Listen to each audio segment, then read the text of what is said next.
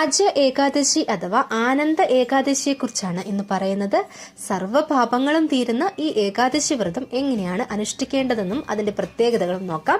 ഏകാദശികളിൽ ഏറെ പ്രാധാന്യമുള്ളതാണ് അജ ഏകാദശി. ശ്രാവണ മാസത്തിലെ കൃഷ്ണപക്ഷത്തിലെ ഏകാദശിക്ക് അജ ഏകാദശി എന്നാണ് പറയാറ്. 2025 ഓഗസ്റ്റ് 19 ചൊവ്വാഴ്ചയാണ് ഈ വർഷത്തെ അജ ഏകാദശി വന്നിരിക്കുന്നത്. വിഷ്ണു പ്രീതിക്കായി അനുഷ്ഠിക്കുന്ന ഈ ഏകാദശി വ്രതത്തിലൂടെ സർവ്വപാപങ്ങളും അകലുന്നതാണ്. ദശമി, ഏകാദശി, ദ്വാദശി എന്നീ 3 ദിനങ്ങളാണ് ഏകാദശി വ്രതത്തിന് പ്രാധാന്യം അർഹിക്കുന്ന ദിനങ്ങൾ. ദശമി നാളിൽ ഒരു നേരം മാത്രം അരിയാഹാരം കഴിച്ചുകൊണ്ട് വ്രതം ആരംഭിക്കാം. ദശമി നാളെന്ന് പറഞ്ഞാൽ ഏകാദശിക്ക് തലേ ദിവസത്തെ ആണ് ദശമി നാളെന്ന് പറയാറ്. അന്ന് ഒരു നേരം മാത്രം അരിയാഹാരം കഴിച്ചുകൊണ്ട് വ്രതം ആരംഭിക്കാം. ഏകാദശി നാളിൽ പൂർണ്ണമായും ഉപവസിക്കുന്നതാണ് ഉത്തമം. ജലപാനം പോലും പാടില്ല എന്നാണ് പറയാറ്. അതിന് സാധിക്കാത്തവർക്ക് അരിഭക്ഷണം മാത്രം ഒഴിവാക്കി വ്രതം അനുഷ്ഠിക്കാം. ഗോതമ്പ്, ചാമ എന്നിവ കൊണ്ടുള്ള ലളിത വിഭവങ്ങളും പയറ്, പുഴുക്ക്, പഴവർഗ്ഗങ്ങളും എന്നിവയെല്ലാം ഭക്ഷിക്കാവുന്നതാണ്. അരിഭക്ഷണം ഒഴിവാക്കിക്കൊണ്ട് വ്രതം അനുഷ്ഠിക്കാവുന്നതാണ്. ഏകാദശി ദിവസം വിഷ്ണു ക്ഷേത്ര ദർശനം നടത്തണം. പകലുറക്കം പാടില്ല. വിഷ്ണുനാമ മന്ത്രജപത്തോടെ കഴിയുന്നതും മൗനം ഭജിക്കുന്നതും വളരെ ഉത്തമമാണ്.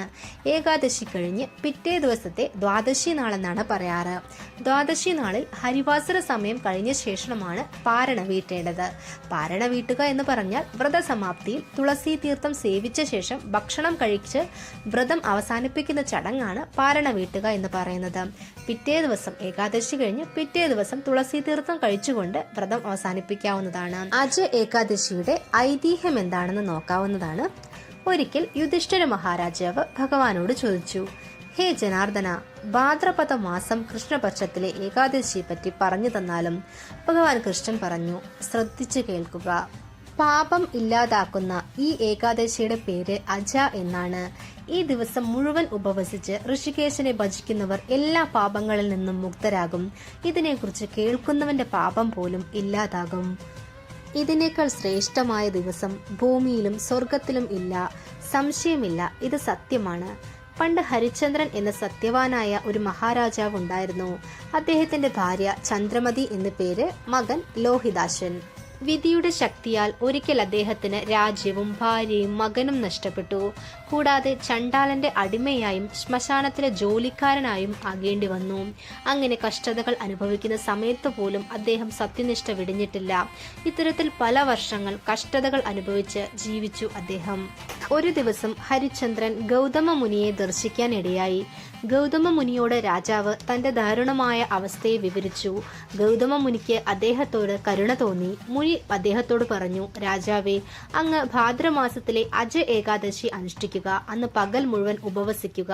രാത്രി ഉറങ്ങരുത്. ഇങ്ങനെ ചെയ്താൽ അങ്ങയുടെ പൂർവ്വപാപങ്ങളെല്ലാം ഇല്ലാതാകും. രാജാവ് അജ ഏകാദശി അനുഷ്ഠിച്ചു. അതിന്റെ ശക്തി കൊണ്ട് അദ്ദേഹം എല്ലാ കഷ്ടതകളിൽ നിന്നും മുക്തനായി. ദേവകൾ അദ്ദേഹത്തിന്റെ മേൽ പുഷ്പവൃഷ്ടി നടത്തി. നഷ്ടപ്പെട്ട രാജ്യവും ഭാര്യയും മകനും അദ്ദേഹത്തിന് തിരിച്ചു കിട്ടി.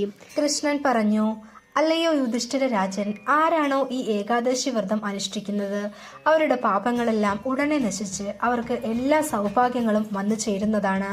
അന്നേ ദിവസം വിഷ്ണു ഭഗവാനെ ധ്യാനിക്കുകയും വിഷ്ണു ഗായത്രി മന്ത്രം ജപിക്കുകയും ചെയ്യുക.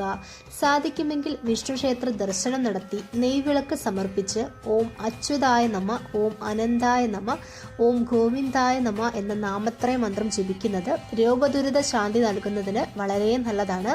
അന്നേ ദിവസം തെളിഞ്ഞ മനസ്സോടുകൂടി ഭഗവാനെ ധ്യാനിക്കുകയും ഭഗവാന്റെ നാമങ്ങൾ ജപിക്കുകയും ചെയ്യുക. വിഷ്ണു സഹസ്രം നാമം ചൊല്ലുന്നത് ഉത്തമം. കൂടാതെ തുളസി നനയ്ക്കുകയും തുളസി തറയ്ക്ക് 3 പ്രദക്ഷിണം വയ്ക്കുകയും ചെയ്യുക. ഭാഗവതം, നാരായണീയം, ഭഗവത്ഗീത എന്നീ ഗ്രന്ഥങ്ങൾ പാരായണം ചെയ്യുകയോ ശ്രവിക്കുകയോ ഒക്കെ ചെയ്യാവുന്നതാണ്.